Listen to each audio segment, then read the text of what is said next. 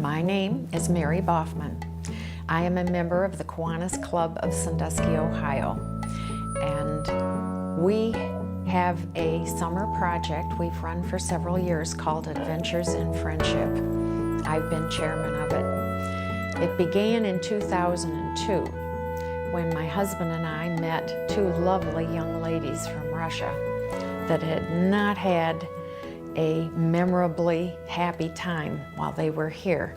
They had many difficulties with theft, co-workers, housing, jobs, and we took it upon ourselves to give them a happier memory towards the end of their visit. We took them down to Loudonville and to visit Amish people.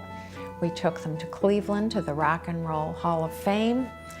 We had sushi in a sushi restaurant on Shaker Square that turned out to be owned by a man from Russia.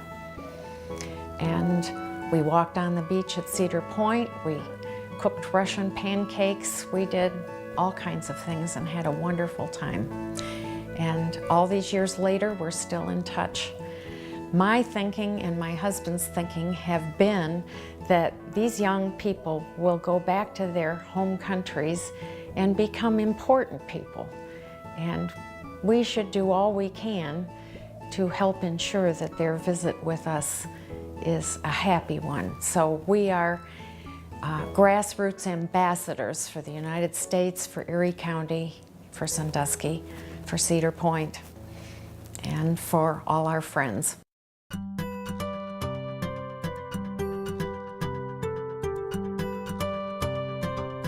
I'm Dennis McMullen. I'm Laura Stelhorn. We're the Langen family. I'm a librarian here at the Sandusky Library. We own a small business here in the state of Ohio, Mulberry Creek Herb Farm. And I have hosted some of these Kiwanis guests since 2003. My family has participated in this for about 4 years.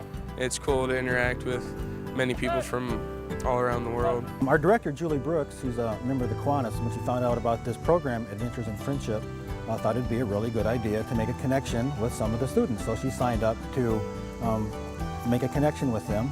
Well, part of my past was I was born in Germany, and after college I went and worked in Germany for a year and a half, and also in Italy. And I had a great time meeting people. They invited me into their homes, and we wanted to do the same thing, you know, have foreign students see more of America than just the place where they're working. I heard about it kind of unofficially, I think, and decided it would be a real adventure, and I signed on. That first year, I had 2 girls. I have had girls from Thailand. The last 2 years, Singapore.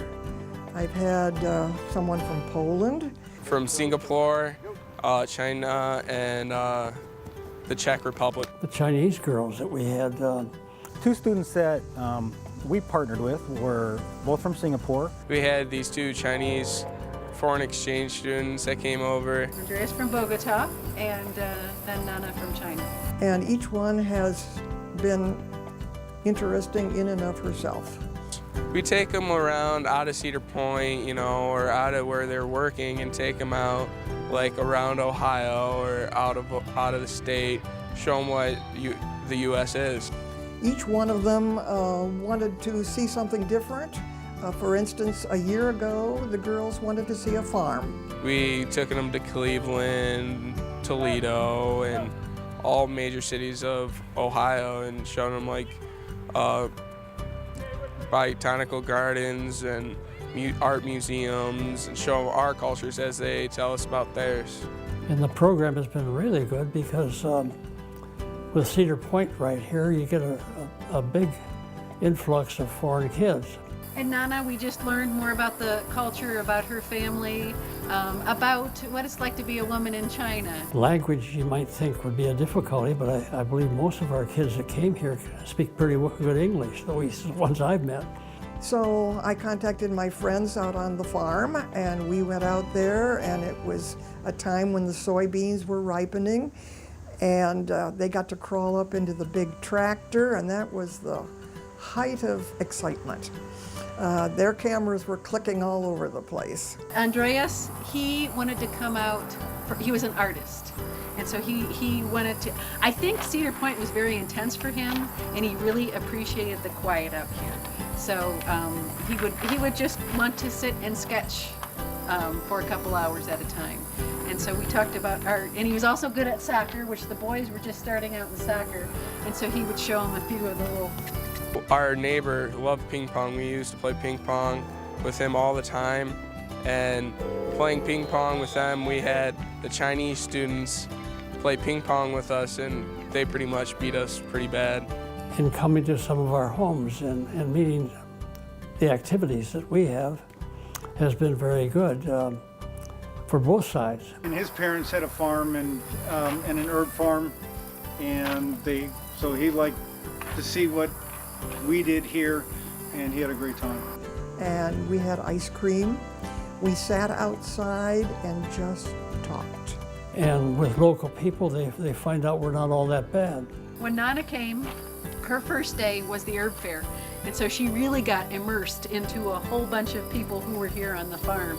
And I warned her, I said, you know, I'm going to be running around with the herb fair. I have a lot of details to do. And she said, that's okay, I'd like to come. And so basically the herb fair adopted her. We had several people that said, you know, if you want to come over to our house some night, here's our phone number. So They come here so they can stay in contact with their home. I've seen them come in homesick a lot, and over the past couple of years, it's interesting because it's changed. Even as the technology's changed, they bring in their digital cameras more, and they're able to exchange photos of what they're doing while they're here in the States and send it back to their families at home. And just the library allows them to have a better connection with the families at home that they couldn't have in the past just through letters and things like that, through the internet. It's been a real adventure. I know they enjoyed just being in America and seeing how we lived. I enjoyed it just because you got these international contacts, which are so broadening. I learned how to speak Chinese, Polish, Czech Republic, which is kind of like Russian, and also Spanish from school, and even French from foreign exchange students. And it's very exciting to learn these things and interact with these cultures. You know, talking to Andrew about Adventures of Friendship, and just, you know, this organization does such a great thing for, you know, I think getting two cultures, you know, different cultures together, you know, seeing the positive things that are around in the community. I think it does an excellent job, you know, to be involved in that. Each year I learn something different from each culture. It's nice to figure out what kind of cultures there are and how different they are from each other. The things the way they are in the world today, I think that's, you know, you need to be opened up to different cultures. I think that's going to make you a well-rounded person in today's society, and I think this organization and this organization does that. I'm still in contact, letter writing with one of the girls from last year. Yeah, I keep in contact with from Singapore, China, and the Czech Republic people that I've had. Well, we enjoyed it a lot, so we would like to do it again is our plan. Maybe grow it a little more next year even. I'm proud to be in Adventures and Friendships because it's fun to interact with many foreigners from all around the world. These are rare opportunities and wonderful opportunities. I really would like to encourage any students that are interested in getting to know more about the American culture, about our towns and cities, to join in the program, because we had a really good time with our students, and it was just a good connection. It's a chance to, while you're away from home, to connect with some other people, and we will welcome you.